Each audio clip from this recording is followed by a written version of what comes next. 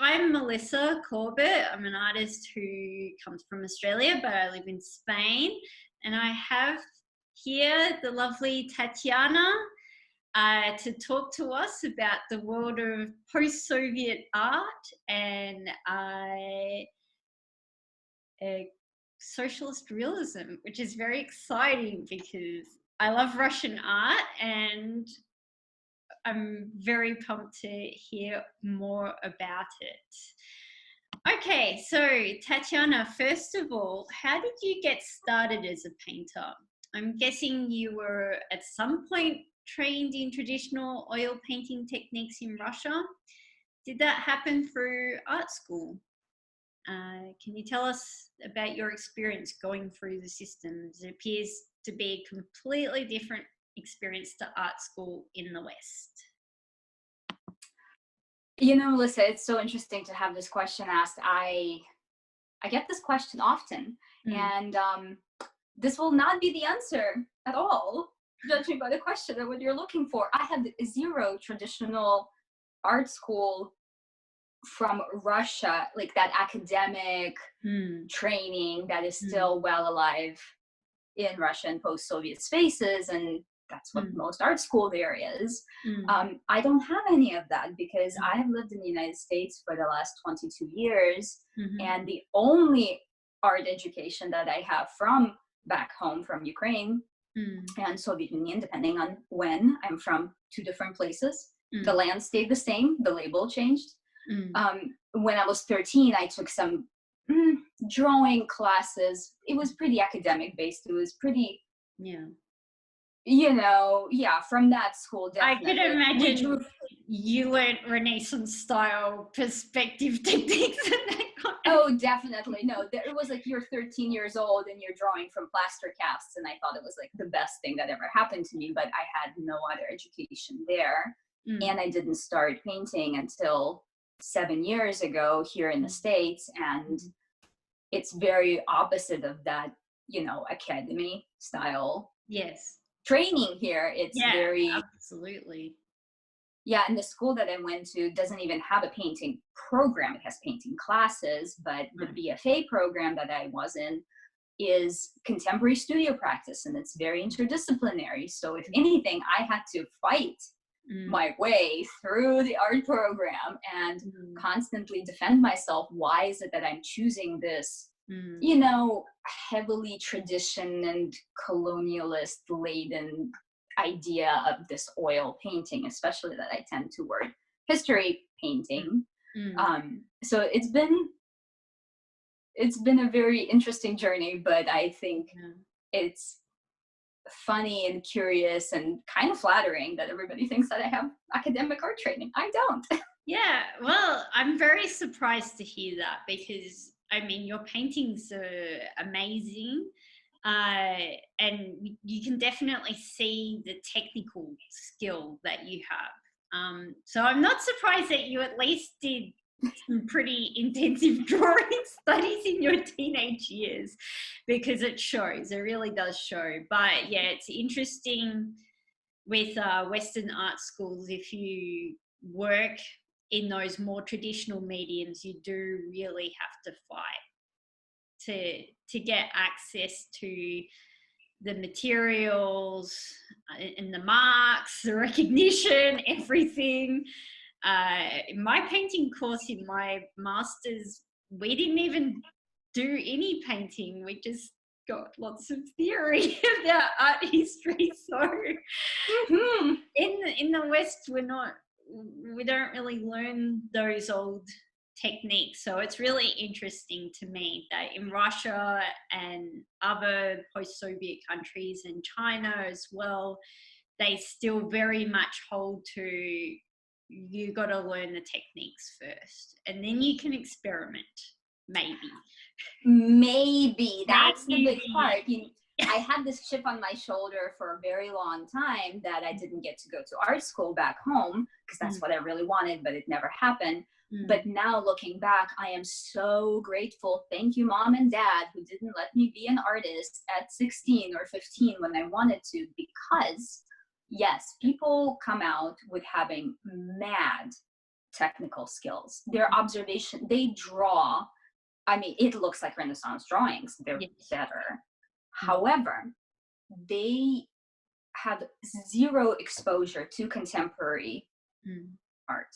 Yes. Growing up, I was obsessed with art, and I did not know anything happened to art in the 20th century. Right. There was nothing available anywhere in the 80s and 90s growing up in the former Soviet Union. Like, nothing happened since Impressionism. Nothing. That's all that was available. And then there was, you know, Socialist realism. Yeah. Which very much is rooted in those 18th, 19th century painting traditions. It's all very about much so. David. Socialist realism. Especially the browns, I find. It echoes David quite a lot.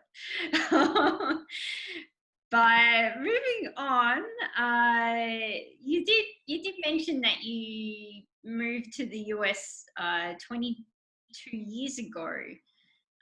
So how has your experience as an immigrant shaped your art, and in particular, how has it changed the way that you depict Russia in your art now that you no longer live in your country of birth? I will start with the second part first, because I think it dovetails nicely into what we were just talking about, and the prevalence and, you know, the prevailing still academic painting schools that teach people and churn out very skilled yet very repetitive and similar type of work that people make, and experimentation is not even something that would enter the discourse. You just make this thing. It's like the academic drawing, and then you have your masterwork for your diploma of the history painting, and it's always from some traditional rehashing overly romanticized Russian history stuff. Looks fantastic, but it's cookie cutter. It's the same. Everybody paints the same. Yes. So I don't think that if I were a painter who got educated in that system, I don't think I would have ever painted what I paint now. I don't think I would have had the freedom. I don't think I would have had the permission. Ideas, I don't think there would have been a permission to even think the way that I was allowed to think and introduced to critical approaches in art through the Western art education. Now, I can complain all I want about the fact that I had to learn the skills on my own, but that's okay because I had a drawing background and I knew what I wanted. But it empowered me in a way that an education from back there it would never ever have. And the part about being an immigrant, I get this question often, and I don't feel like I ever have a smooth, well thought out answer. I try to think on my feet about it, and every time it's a little bit of a stumbling block. My work is not immediately and directly about an immigrant experience. However, I think it is deeply rooted in the experience of displacement and not belonging. I am very well assimilated into the American culture.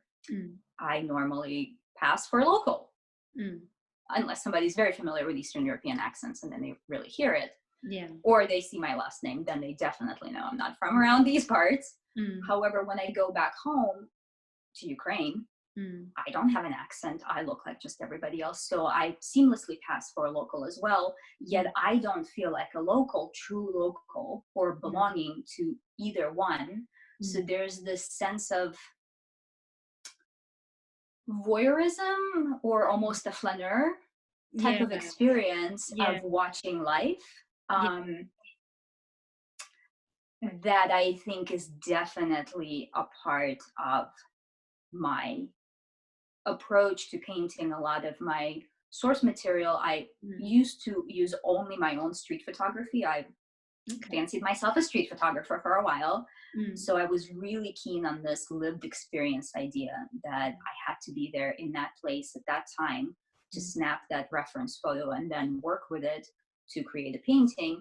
I realized it was quite limiting. So now I've expanded it. I often reach out to folks on social media. I especially love when foreigners, Westerners travel to Ukraine or Russia, and if they're in the smaller areas, because what they focus on, it kind of brings it back again nicely to what is considered art and a worthy subject of art for the academic education back there versus just a curious onlooker, especially from the West. It's not about beauty or conventional ideas of beauty or glorifying something and, don't take a picture of me until I, did my hair and dressed up nice. I don't want those pictures. I'm not interested. But that's like the idea, at least among most people, when I would travel back there and I would set up an easel in some backyard, with crumbling buildings and, I don't know, garbage cans overflowing. And I would paint in plein air the overflowing garbage cans. People would get so offended because it's not beautiful. Why am I spending art on non-beautiful? Right. Interesting. Yeah. I mean, I've never been to Russia or the Ukraine. I've been to Estonia, but I think the Baltic states are a little bit different in attitude to other former Soviet republics. So I don't think that's very representative. And I certainly didn't encounter that mindset in Estonia. Can you tell us a little bit about why and how socialist realism became the dominant art style in the former USSR? As someone who really loves art history, I always adored suprematism of Malevich, Russian Dada and constructivism, but all of those movements more or less ended by 1925. So what happened and why was there this dramatic shift to a traditional representational style of painting after the 1920s? So I am definitely not a pedigreed scholar, but that's okay. Neither am I. But it's a subject of interest for me, so we'll keep it brief and sweet. Yes. As you absolutely correctly mentioned, there were all these avant-garde, really amazing, extremely experimental, unlike anything else that's happened before in the arts movements in Russia pre-revolutionary and sometime after the revolution. Yes. It's difficult for me because I always think about it in terms of history, right? And not the history, like the history book history, but the way that I know me and my compatriots experienced it as an end result on our lives, right? So there's definitely a dichotomy, at least that I grew up with, because, growing up in the 80s and 90s, the cult of personality, Stalin, that's already happened, the unveiling of all the atrocities, it was definitely public knowledge. But they were still holding on to this idea of Lenin, right? The leader of the revolution, the liberator of the proletariat and the peasantry. So there's this like dichotomy, the evil Stalin and the, basically Santa Claus, like, Grandpa Lenin. And so I'm always careful. I kind of have to like check myself because, early programming is very important. And not to sound like it was, because Lenin died, and that's because Lenin dies in 1924. And you cited 1925 as a change. And that's when, the regime starts changing, but I don't think that it's based on the personality of the two leaders, both of whom performed awful, monstrous things. There was a pushback definitely against this very liberated art, experimental art, because totalitarian regimes don't thrive on free inquiry. No, they don't thrive on freedom. That is not what you need to keep people in line. Yeah. And keeping people in line is definitely what, you know, the agenda was. There was also like this new economic policy during the 20s, you know, our version of Roaring 20s. So they were starting to shut down, you know, clamp down on that as well. Okay. So there was a little bit of... There was a bit more economic freedom as well as artistic and intellectual freedom. And as the decade progressed, it was slowly sort of taken away, and the power was consolidated amongst a new elite, basically. Absolutely. And this was the new elite that, interestingly enough, ended up upholding very kind of mediocre bourgeois ideas of art. I mean, if anything, it's not that dissimilar from like the Salon de Refusé, you know, like, or the degenerate art rather exhibits, you know, for the Hitler's Germany. There is a correlation, at least for me, always with, we're going to get political really quick here, but with conservatism and upholding the traditionally held ideas of both beauty and propriety. So, interesting little tidbit, very early after the revolution, again, big upheaval, huge changes, horrible atrocities being performed throughout the entire time, but there was a lot of liberation of thinking in many ways, because the entire system, people wanted to turn everything upside down. So we got rid of the monarchy, we have this rule by the people, supposedly, but there were even these ideas of taking apart the traditional family system, because this is about the people together. So having these open dormitories where the children are raised by everyone, rather than having these traditional small family units that would be more like, you know, patriarchal and, you know, the system that led to all the way to the czars. Homosexuality was decriminalized in that time and quickly recriminalized exactly at the same time as we clamped down on the avant-garde. And there's a famous date that's considered like the official starting point for socialist realism, which is the Party Congress of 1934, where this was proclaimed as the official art style. 1934, that was the year, because I've never been able to find out much, but that's very interesting to know. The name of the art style, which we can't even call it the art style because it was prescriptive, it was a top down, right? Most art movements started because somehow organically or in reaction to its times and other things. This was top down. We proclaimed this from the party tribune. It's ridiculous, right? But the name itself is extremely misleading because there's nothing realist about socialist realism. It's not realism. It's very edited and very theatrical style almost. Well, like the coloring has to be a certain way, the way you set up your figures has to be a certain way. Like there's a lot of rules around this style. Well, I'm going to continue calling socialist realism a style, but there's there's a lot of formalities that you have to follow, and they're not actually that natural in some cases. Which is interesting. It's a very good point that socialist realism isn't really realism. When you look at movements like photorealism, but again, that's like the difference, right, between pictorial style and a movement. This was not a true movement, right? It is a pictorial style, like very almost like Byzantine icon painting, you know, this is just the way it is. So to me, they definitely echo because it's iconography. Yes.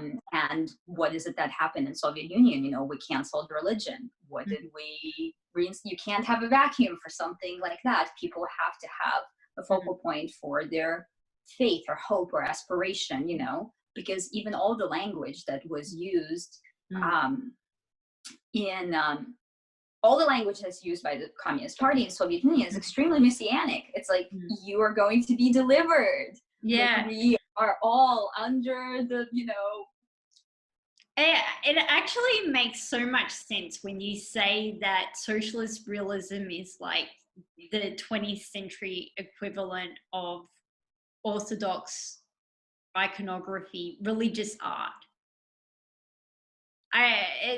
I think that really sums it up perfectly, because yeah, I mean, painting has always, well, art has always, you know, been very heavily involved with religion and spirituality, and yeah, I guess, like, you know, this was an expression of the more metaphysical elements of communist statehood, I guess, socialist realism. And to me, especially, that it's not even the way I experienced it and having grown up under it, it's not even so much the spirituality and religion, it's indoctrination and propaganda and brainwashing. It's the art at the service of statehood or whatever large institution that has major stake in controlling the populace in the most efficient, effective way, and through selling hope and ideas and aspiration for a greater future, or a great sacrifice now for the great beyond, right? So it's like there's the parallels are not even, they're not even parallels. It's just so clear and obvious. And just one thing about that, so even officially in that party congress, when they laid down the rules of what defines socialist realism, I'm not going to go through all of them, but the realist part of it was that it had to be ideologically correct. Okay. So that was as real as it got. It's got to be ideologically correct. It has to be ideologically in line with the party line, because we're not trying to depict life as it is. We are I mean, it's like a mood board. It's a Pinterest mood board. It's an aspirational. This is what you're going to project into as the future, as the ideal. So, and that's again, right back to me painting those overflowing garbage cans en plein air. It's expensive because art has to be beautiful. Art has to aspire to greatness, to depict this image of the great future or something that is beyond the mundane humdrum. And it's still a pervasive way of relating. I'm not saying for everyone. There are plenty of contemporary artists in Ukraine, other post-Soviet spaces but I'm talking about just, you know, people. Yes. Folks who walk by me when I'm painting. Yes. I mean, I think probably that's the case to a certain extent everywhere. I mean, people want to see very glossy images. I mean, that's why people like advertising, and maybe we in the West are so absorbed in advertising the way that, you know, people in the former communist countries were saturated with propaganda. I mean, advertising probably functions more or less the same way, and people do want to see nice things. they want to see, you know, that lovely pot of flowers or whatever it is. But I think maybe in the West, because people have had so much more of an open education, there is an openness to consider those more difficult topics in art. But you'd be surprised. One time I was in the National Gallery of Australia in the capital of Australia, Canberra, which is a very small city that nobody goes to, only politicians. And I was there looking at the amazing Asian art collection, because most Australian art galleries, art museums have really good East Asian art collections. And I was looking at these Tang Dynasty sculptures, ceramic sculptures, and they have the tricolour glaze, and the glazes are not fully covered over the sculptures sometimes. And this security guard, the people who kind of keep an eye on order in the museum, he comes up to me, because I was the only person there, and he's like, I always wanted to take this home and finish off the glazing. It's not shiny all around. It's not shiny all around. It's not shiny all around. So I think it's not just people in post-Soviet Russia. It's people in Australia who work in art museums